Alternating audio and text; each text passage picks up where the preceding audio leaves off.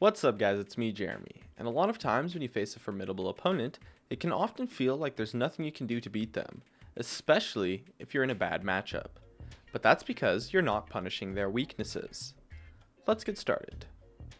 Now the thing is that every single champion in the game has weaknesses. Yes, even the ones considered to be overpowered do still have some form of weakness. They might just be harder to punish. And these weaknesses will always leave room for counterplay, and if you want to come out on top, you have to punish those weaknesses. And this is something the pros do so well.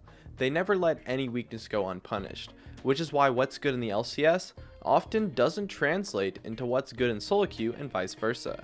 Take Amumu for example. He sits in solo queue with the highest win rate of any champion, around 56% or so, while he's almost never played in the LCS, and it's because solo queue players can't punish his weaknesses as well. So the first thing you need to do is identify the weaknesses of your opponents. The weaknesses within a champion's kit usually aren't that hard to figure out as long as you know everything about what the kit does. But if you have difficulty with that, consider the strengths of that champion, why they have those strengths and what counters those strengths, as well as absences and key mechanics such as sustain, crowd control, range, as well as long cooldowns within the kit itself.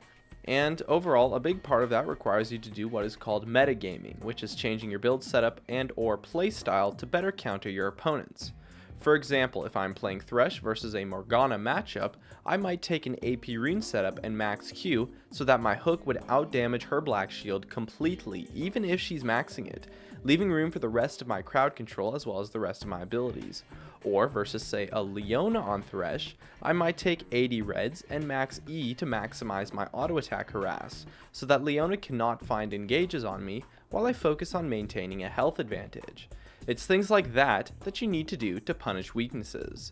And I guarantee you, there is a way to play each and every individual matchup within every single lane, as well as in the jungle. So study your matchups well, especially when learning new champions or new roles. Obviously I can't go over every single matchup in specifics, but anyways, knowledge of matchups is incredibly important so that you can do the respective metagaming necessary. But weaknesses can also come from playstyles, not just from the champion. And so identifying those weaknesses might be a little bit difficult since they are different for each person, especially versus good players who can hide them well.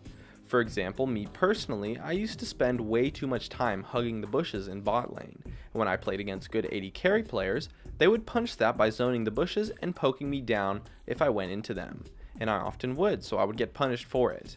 They forced me to play outside of my comfort zone, which did not end well for me most of the time.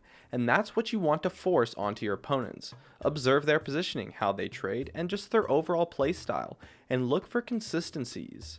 And then of course you can play to punish those consistencies, just like my opponents punished me for hugging the bush by using it as a tool to get lots of free poke onto me. Anyways, I think that just about covers it since I wanted to make this quick. My name is Jeremy, and that's it for my video on punishing weaknesses. If you enjoyed this video, feel free to check out some of my others on the screen right now, or stay connected at facebook.com/gamingcurios. Drop a like, share this video, and make sure to subscribe for some more awesome content in the future. And as always, thank you so much for watching, and I'll see you guys next time.